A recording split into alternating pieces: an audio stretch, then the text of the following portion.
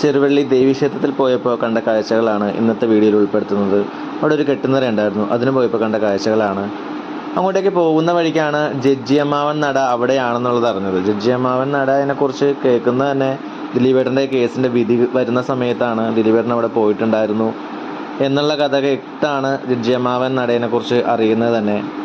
അത് ഈ അമ്പലത്തിലാണ്. തീരാതെ കിടക്കുന്ന ലീഗൽ പ്രശ്നങ്ങളൊക്കെ സോൾവ് ചെയ്യാൻ വേണ്ടിയിട്ട് ആളുകൾ ഇവിടെ വരുന്ന പ്രാർത്ഥിക്കാറുണ്ടെന്നും വഴിപാട് നടത്താറുണ്ടെന്നും അറിഞ്ഞു.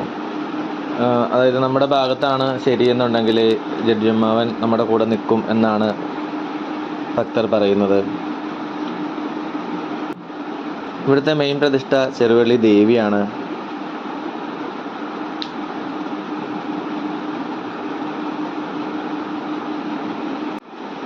ഇതാണ് ജഡ്ജിയമ്മാവൻ നട.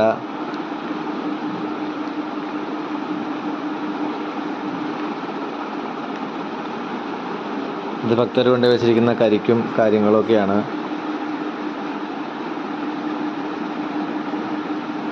ഗൂഗിളിൽ നിന്ന് എടുത്ത ഡീറ്റെയിൽസാണ് ഞാൻ ഇതിൻ്റെ കൂടെ കൊടുത്തിരിക്കുന്നത്.